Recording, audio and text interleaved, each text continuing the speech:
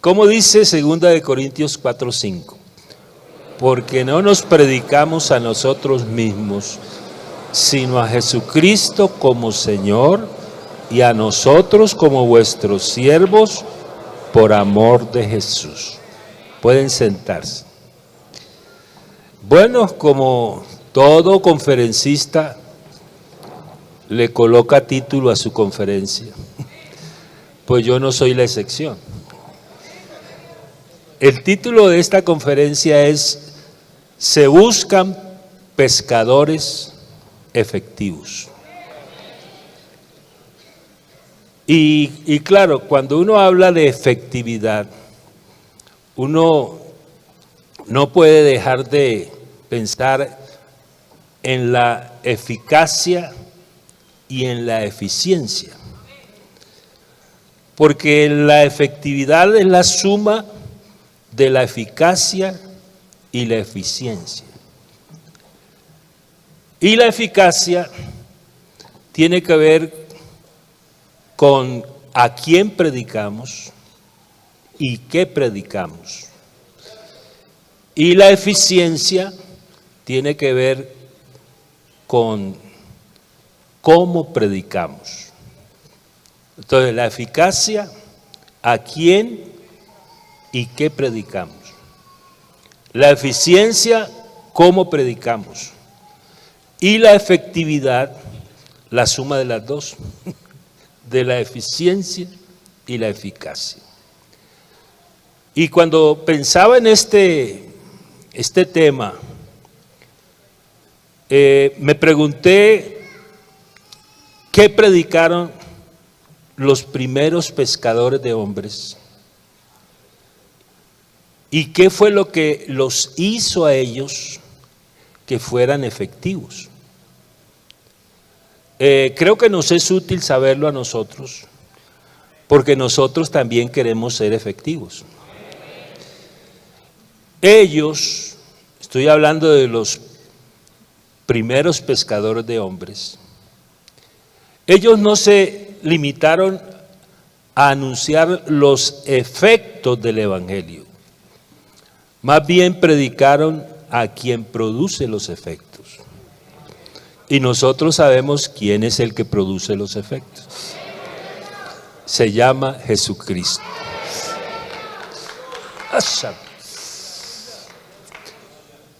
Ellos no predicaron los milagros, predicaron al Dios de los milagros. ¿Sabe que en la Biblia se habla de 33 milagros de Jesús? 4 de ellos fueron resurrecciones.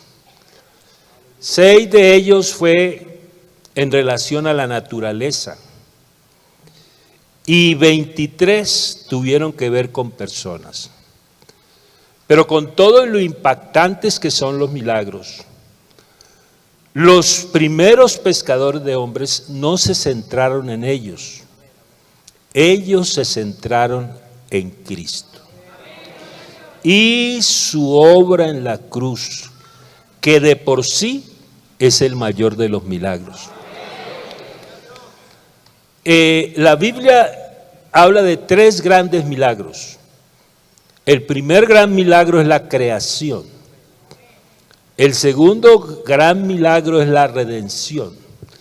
Y el tercer gran milagro es el traslado de la iglesia. Quiere decir que si hay almas arrepentidas, eso ya es un milagro. Entonces, los milagros no son un fin en sí mismos. En ocasiones son el medio para llevarnos a Jesús.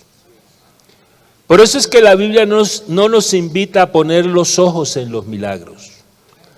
La Biblia dice, puestos los ojos en Jesús.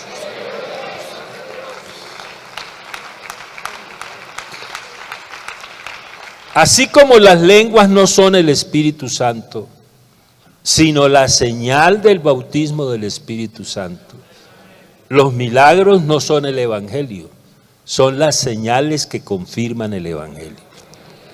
Esto no quiere quitarle la importancia a los milagros, sino ubicarlos, buscando así ser pescadores de hombres efectivos.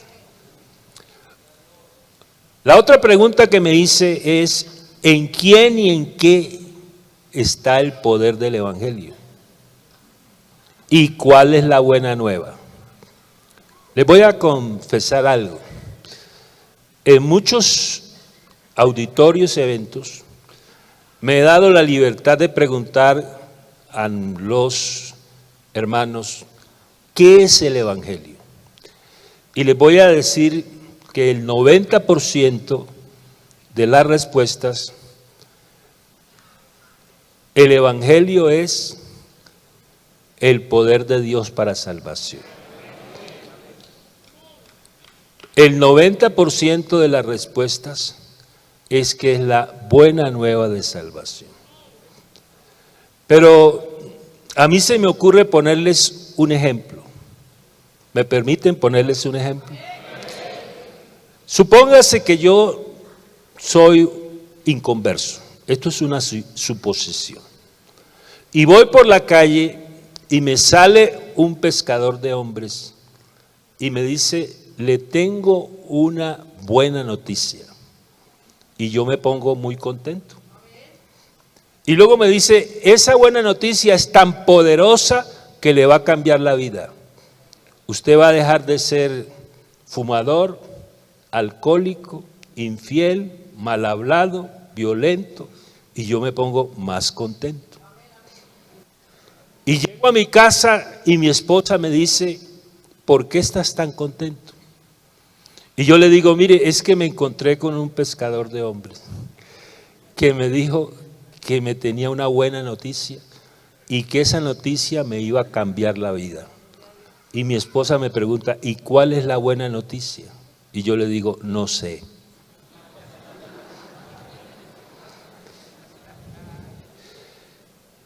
Fíjese usted, hermano, que es posible, y es una pregunta que yo hago, ¿es posible ser evangélico y no tener claro qué es el evangelio?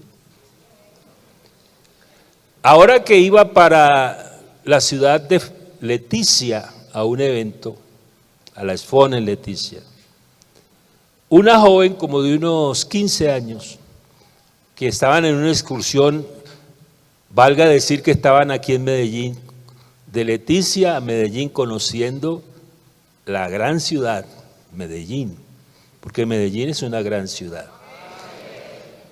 Entonces, ella me dijo, Dios le bendiga. Yo le dije, Dios le bendiga. ¿Y tú quién eres? Dijo, yo soy una creyente del Evangelio. Estoy recién bautizada. Y a mí se me ocurrió, porque estaba pensando en este tema, preguntarle, ¿y qué es el Evangelio?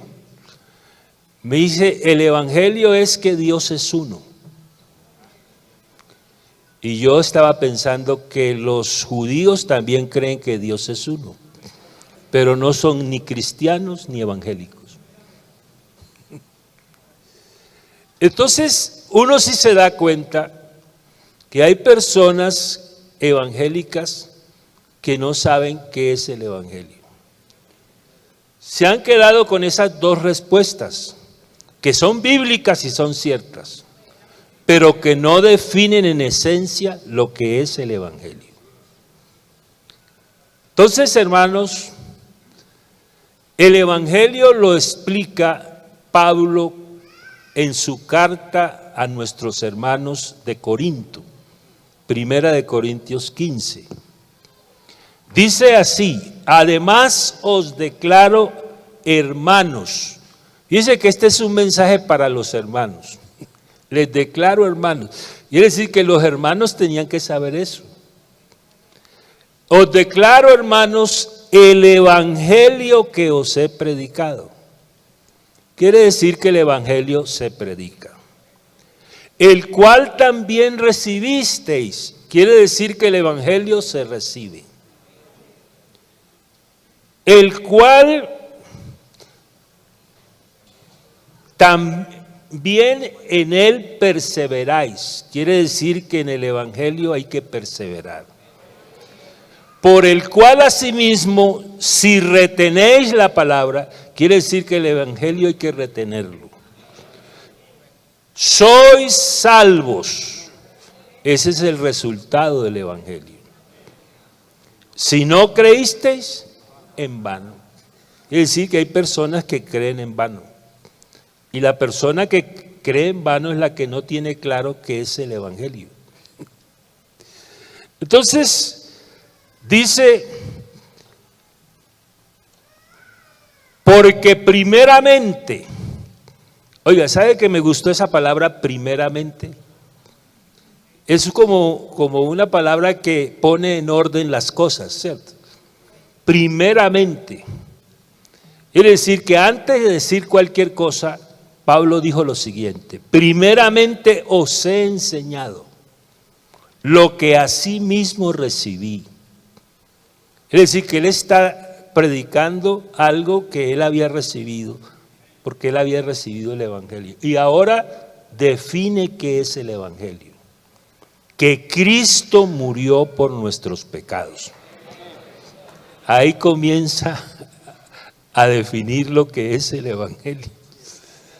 Que Cristo murió por nuestros. Y me gusta esa palabra nuestro, porque es una personalización del evangelio. Los que escuchan a veces el evangelio creen que eso es para el vecino que es muy malo. Pero resulta que no es para el vecino, es para ellos. Entonces, por eso la Biblia dice que murió por nuestros pecados, conforme a las Escrituras, y que fue sepultado y que resucitó al tercer día, conforme a las Escrituras. Ese es el evangelio. Entonces, hermanos, esta tarde los invito a hacer un recorrido para determinar qué predicaron los primeros pescadores de hombres y qué los hizo tan efectivos. El día de Pentecostés, Pedro predicó un sermón que yo diría que es uno de los sermones que nosotros no debemos dejar de leer, porque es un sermón completo. Tiene introducción, tiene desarrollo y tiene aplicación. Alguien dijo que los sermones eran como los aviones: despegan, vuelan y aterrizan. A veces somos buenos para despegar y para volar, pero nos falla el aterrizaje. Pero Pedro predicó un sermón completo. ¿Cómo introdujo Pedro el sermón? Estos no están ebrios, como ustedes suponen. Esto es lo dicho por el profeta Joel. Entonces, ahí introdujo el sermón Pedro. El tema central del sermón de Pedro, si usted lo ha leído, se habrá dado cuenta que el tema central del sermón de Pedro es que Jesús murió y resucitó.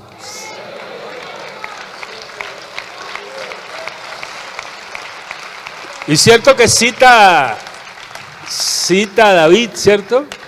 Y todos los textos de que David no dejarás, el Salmo 16, cita varios salmos para demostrar que eso estaba escrito. Y dijo que la muerte no podía retener a Jesús y que él era un varón aprobado por Dios. Y a Jesús les dijo: a quienes ustedes crucificaron. Y ese es el aterrizaje del sermón. Este Jesús, a quien vosotros crucificasteis, Dios le ha hecho Señor y Cristo.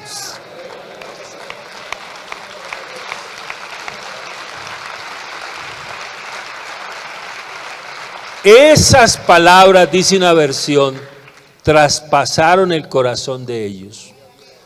Y por eso ellos dijeron, ¿y qué haremos? Entonces, el sermón de Pedro de Hechos 2. ¿Qué pasó en el pórtico de Salomón? Ustedes saben que hubo una sanidad de un cojo. Y ellos tuvieron que explicar el porqué del milagro. ¿Sabe que la gente se queda mirando el milagro? Pero ellos dijeron, no miren el milagro, miren al Dios que hizo el milagro. Porque uno se queda mirando el milagro, no sé por qué. Uno a veces le pone más cuidado al medio que a la fuente. Si usted escucha decir en el culto 100 recibieron el Espíritu Santo, lo primero que uno pregunta es, ¿y quién predicó?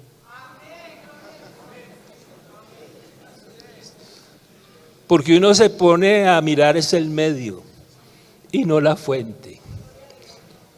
Entonces, por eso es que ellos dijeron, ¿por qué ponen la mira en nosotros? Como si por nuestro poder hubiéramos hecho andar a este cojo. No, el Dios de Abraham, el Dios de Isaac, el Dios de Jacob, ha glorificado a su Hijo Jesús.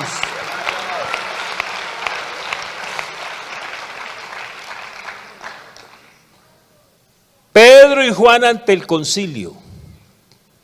Mire, los sacerdotes y el jefe de la guardia estaban resentidos. Así dice la Biblia. ¿Por qué estaban resentidos? Porque Pedro y Juan anunciaban en Jesús la resurrección de los muertos. Y los metieron a la cárcel. Pero a pesar de eso, muchos creyeron. ¿Y sabe cuántos creyeron? 5,000 varones. Quiere decir que Hechos 2 fueron 3,000, ¿cierto? Efectivo. Y esto de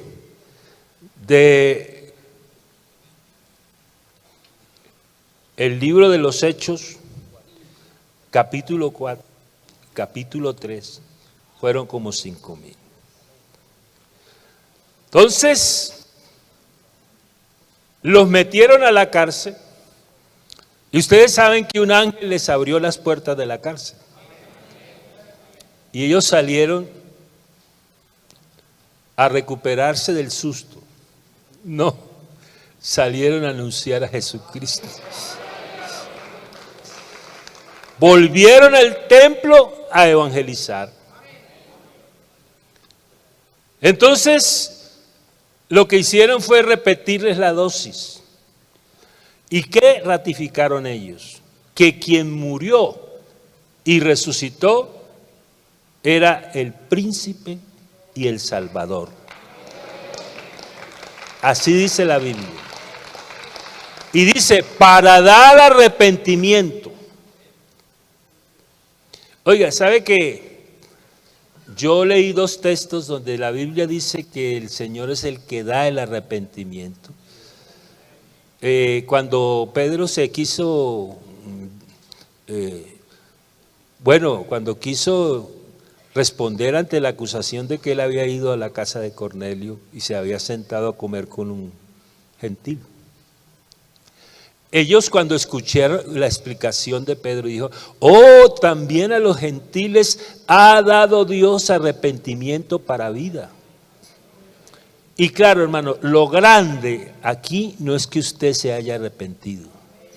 Lo grande es que Dios nos dio la oportunidad de arrepentirnos.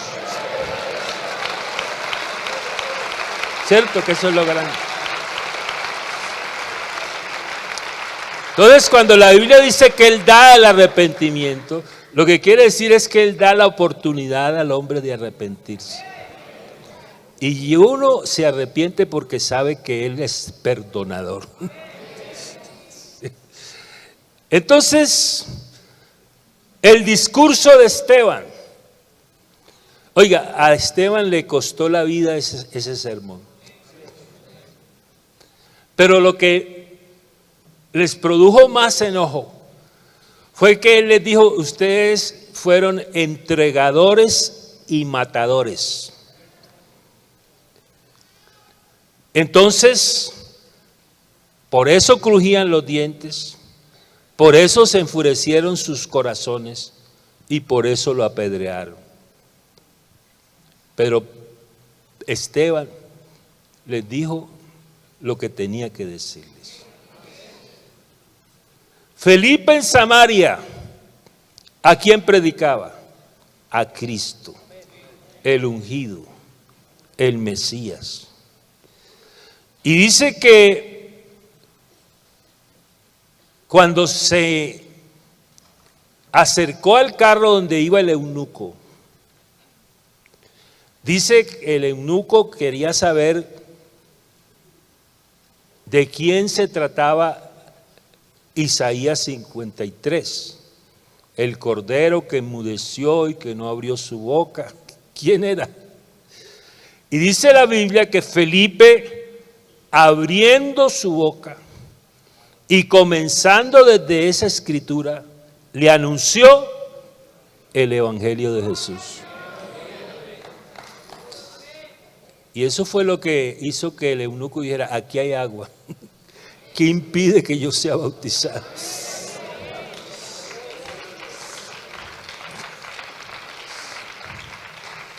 Saulo en Damasco.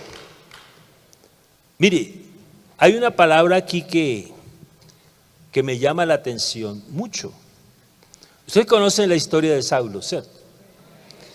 Pero cuando él vivió esa experiencia, pasó esa experiencia con Dios, ese resplandor, quedar ciego, que Ananías oró por él y que, bueno, todo eso.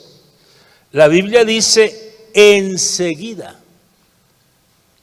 ¿No le parece a usted interesante esa palabra? Enseguida. Predicaba a Cristo en las sinagogas, diciendo que este era el Hijo de Dios. En otras palabras, Dios manifestado en carne. Ahora, estábamos hablando de Pedro en la casa de Cornelio. ¿Qué es lo que predica Pedro? Bueno, que Dios no hace acepción de personas. Que el mensaje que anunciaban era el evangelio de la paz con Dios y de la paz de Dios. Porque una cosa es la paz con Dios, que implica relación, y otra cosa es la paz de Dios, que implica una experiencia personal. Nosotros tenemos las dos paz, paz con Dios y la paz de Dios en nuestros corazones.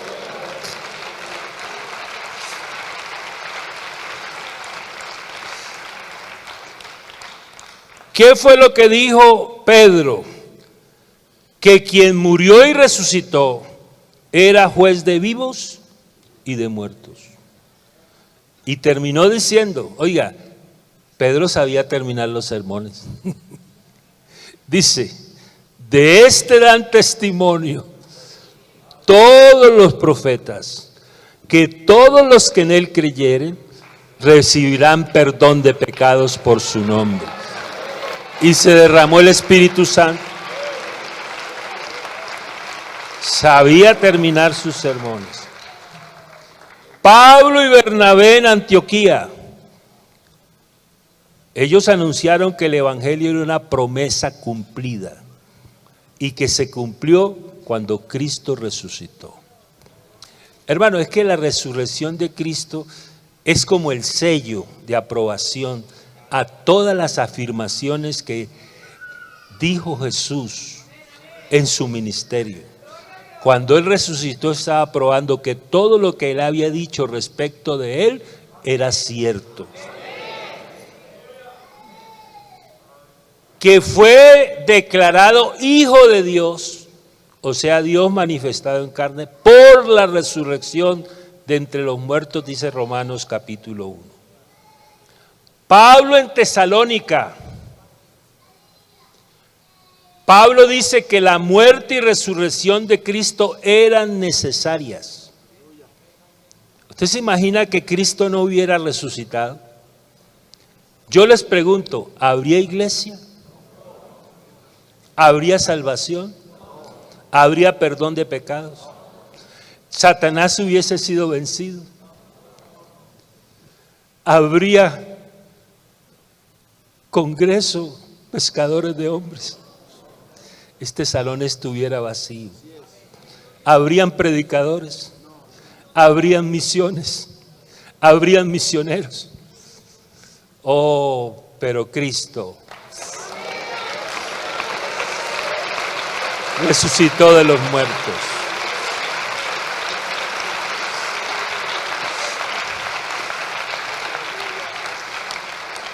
Ahora Pablo en Corinto, la Biblia dice que él se dedicaba por completo.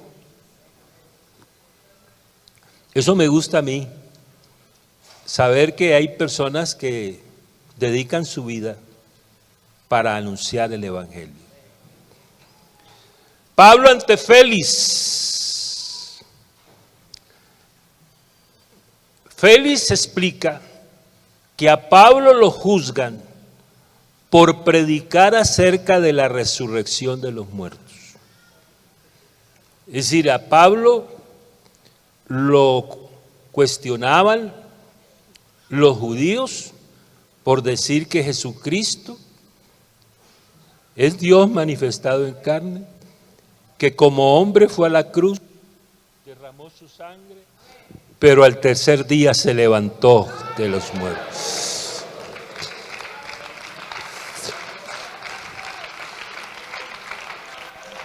Pablo ante Festo. ¿Sabe qué dijo Festo? Dijo que la religión de Pablo consistía en afirmar que Cristo estaba vivo. Y esto es más diciente. No solo que resucitó, sino que vive para siempre.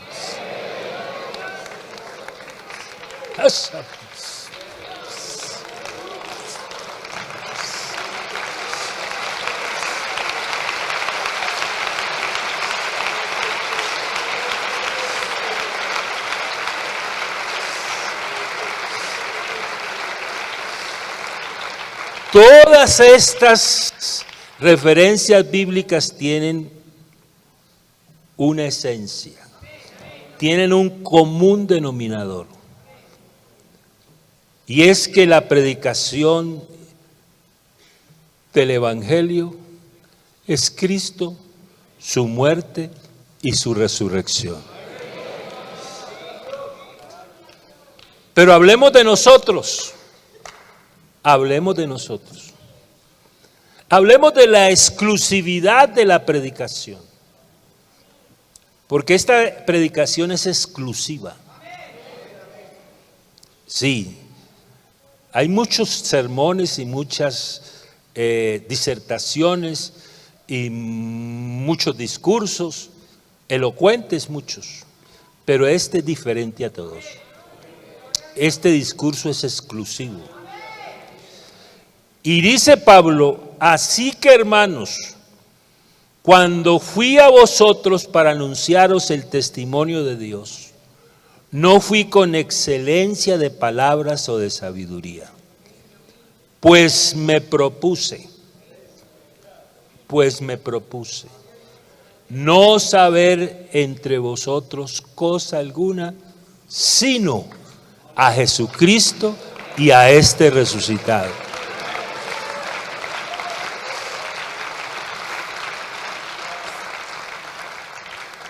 Cristo crucificado y resucitado es la dinamita de la predicación. Por eso es que esta predicación tiene poder.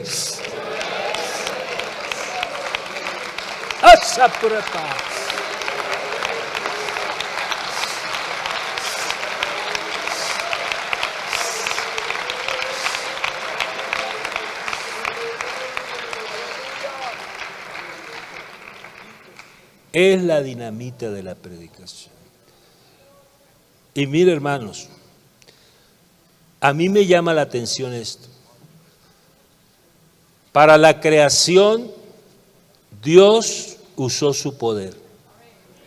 Pero para salvarte a ti y a mí, usó la super eminente grandeza de su poder.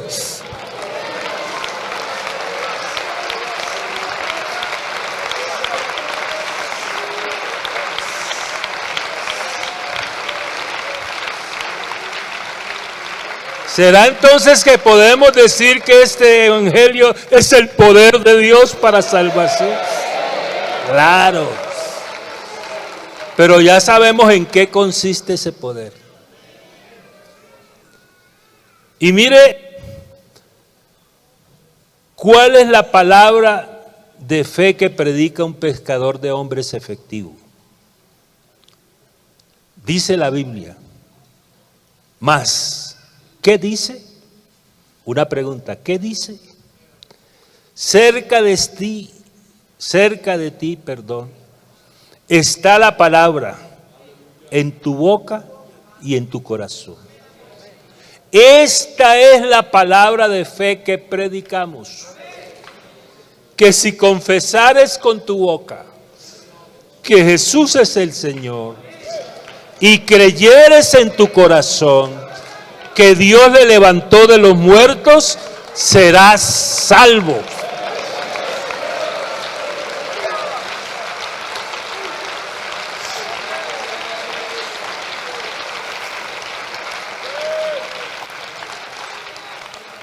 Mira, hermano, este es el mensaje que conduce al arrepentimiento, a la conversión y al nuevo nacimiento. Mire, cuando logramos que una persona entienda qué es el evangelio y que se convenza que es pecador, que se arrepienta, que se convierta, que se bautice, que sea regenerado, se puede decir que lo hemos pescado. Nuestro mensaje es efectivo. Entonces, es la etapa de la convicción dentro de la obra de la salvación. La obra de la salvación tiene dos etapas: la etapa de la convicción y la etapa de la perfección. Nosotros no estamos perfeccionando pecadores, porque si usted perfecciona a un pecador, se vuelve más pecador. Si usted perfecciona a un ladrón, cuídese. Nosotros no estamos perfeccionando pecadores. Los pecadores se tienen que arrepentir. Los que se pueden perfeccionar son los santos. Nosotros estamos como pastores perfeccionando santos.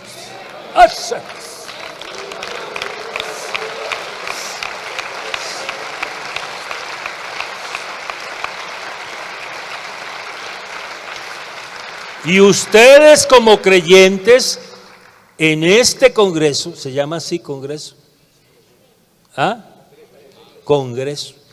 En este congreso van a salir afiladitos. Van a salir mejores. Van a salir perfeccionados. Porque el Señor quiere pescadores de hombres efectivos.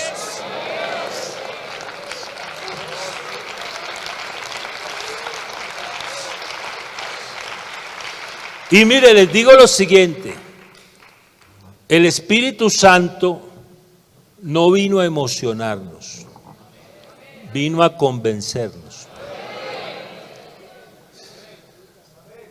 Porque la convicción es la que produce la emoción, pero la emoción no produce convicción. Entonces, por eso es que la Biblia dice que el amor de Cristo nos constriñe, pensando esto, que si uno murió por todos, luego todos murieron, y por todos murió, para que los que viven ya no vivan para sí, sino para aquel que murió y resucitó por ellos.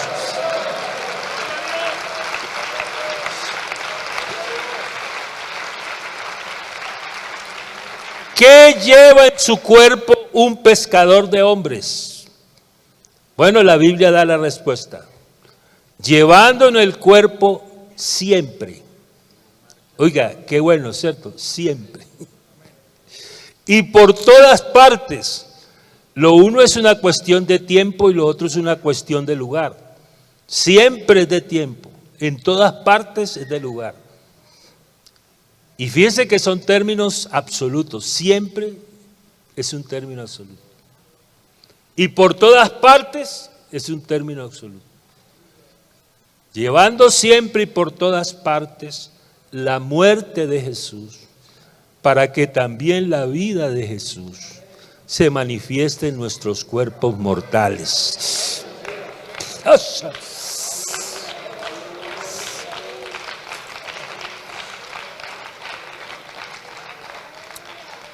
¿Qué puede exclamar un pescador de hombres efectivo?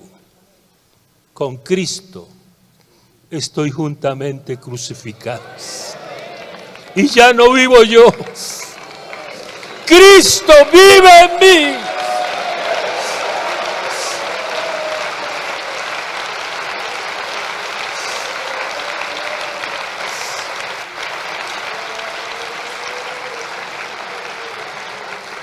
Y lo que ahora vivimos en la carne, lo vivimos en la fe del Hijo de Dios, el cual nos amó y se entregó a sí mismo por nosotros.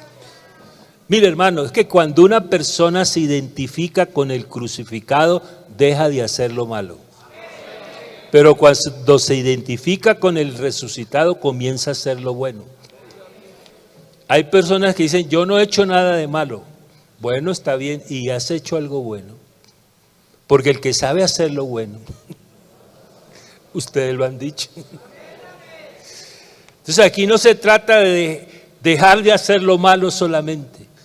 Quiere decir que no solamente nos identificamos con el crucificado, sino que nos identificamos con el resucitado.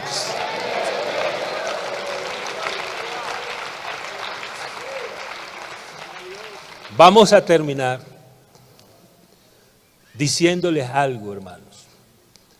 Es gratificante tener ante mí todo un ejército, porque esto es todo un ejército de pescadores de hombres.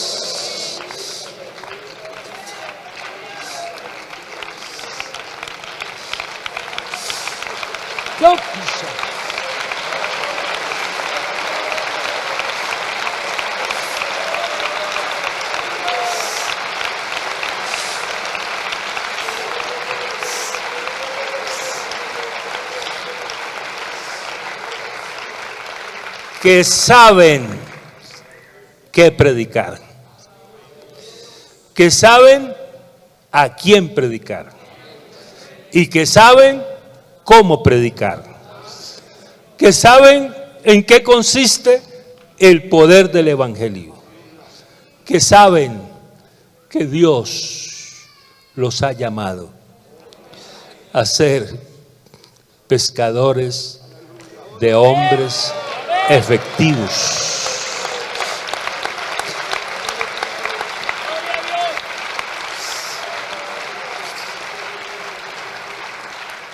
Que están aquí por el encuentro de dos voluntades, la voluntad de Dios y la voluntad tuya y mía.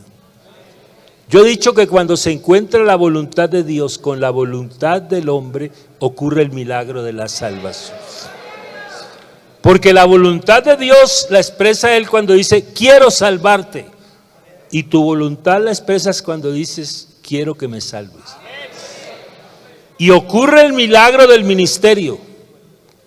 Cuando el Señor dice, quiero que me sirvas. Y uno dice, quiero servirte. Por eso, cuando se encuentra la voluntad de Dios con la voluntad del hombre, ocurren milagros.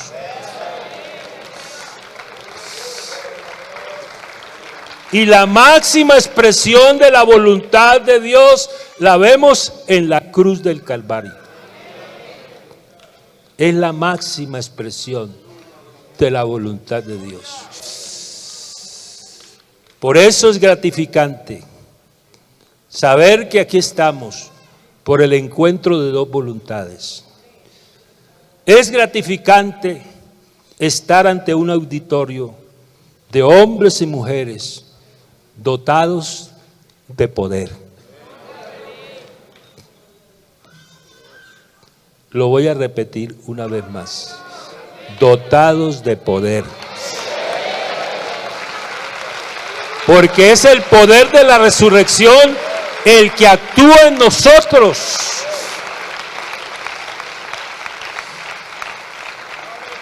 Y permítame decirles algo que va a sonar un poquito raro. A esta iglesia no la mueven los seminarios, ni los congresos, ni las convenciones, ni las confraternidades. A esta iglesia la mueve el poder de Dios.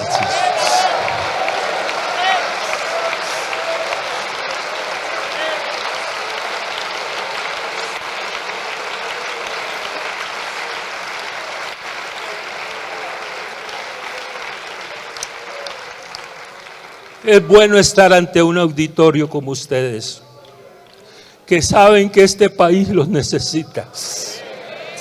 ¿Escucharon la información que dio el hermano Johnny Rueda? Esos hombres necesitan más que un baño, más que les corten el pelo, más que los lleven a una casa. Ellos necesitan conocer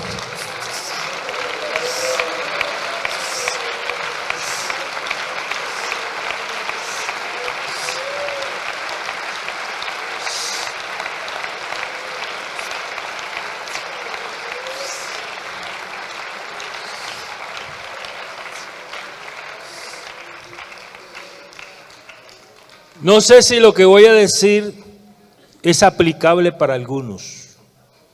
Puede ser que para muchos o puede ser que para la mayoría. ¿Cuántos estarían hoy? Porque no todos están dispuestos.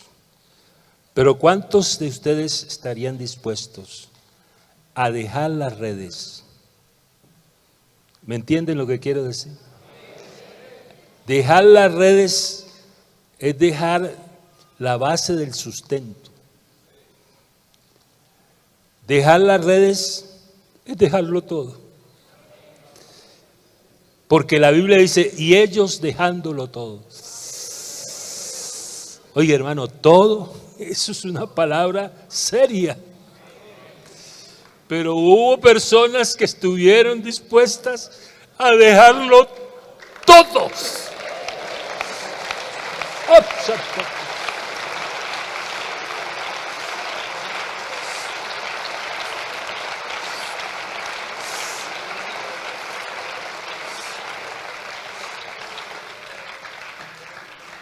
Dejaron familia, dejaron hijos, dejaron el trabajo, dejaron el estatus, dejaron la posición, dejaron el nombre, dejaron todo. Dejándolo todo, le siguieron.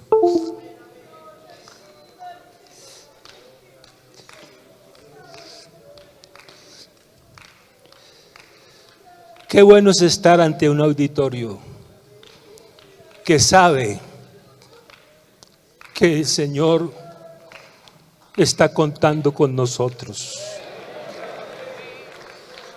que confía en nosotros. Porque, hermano, lo grande no es que tú confíes en Dios. Lo grande es que Dios, siendo quien es, confíe en ti y en mí.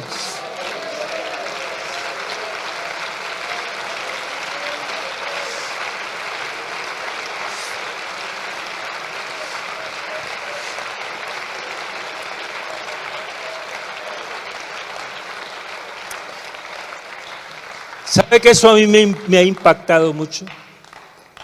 Les encargó el ministerio de la reconciliación.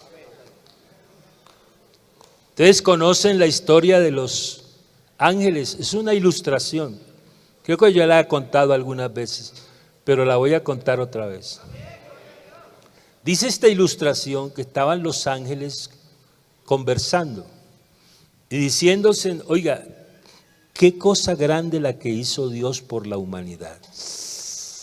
Eso de manifestarse en carne, porque ellos lo vieron descender y lo vieron subir. La Biblia dice que fue visto de los ángeles. Ellos lo vieron.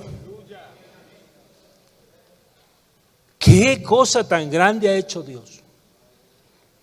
Y se dirigieron al Señor. Esto es una ilustración. Dijeron, Señor, de verdad que estamos perplejos. Lo que tú has hecho por la humanidad es grande. Y le preguntaron, ¿y ya todos lo saben? Dijo, no. Dijo, ¿y qué has planeado para que todos lo sepan? Y por dentro los ángeles pensaban, esto es una cosa que digo yo aquí, pensaban que iban a ser ellos. Porque mire, habían estado en el nacimiento, anunciaron el nacimiento, estuvieron en Getsemaní, estuvieron el día de su resurrección. Cuando ascendió también estaban. En la tentación estaban. Dijeron, no, pues esto es, blanco es, gallina lo pone. Los que vamos a anunciar eso vamos a hacer nosotros. ¿Qué vas a hacer para que todos lo sepan? Y el Señor les echó un balde de agua fría.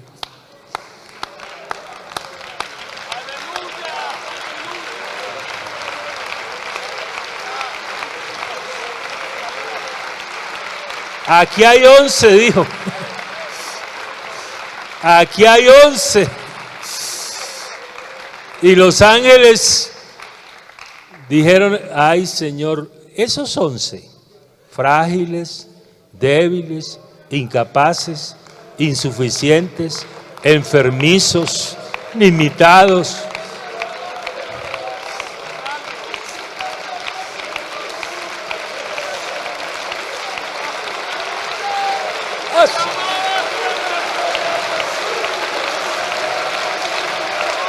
Hop, shakurapa.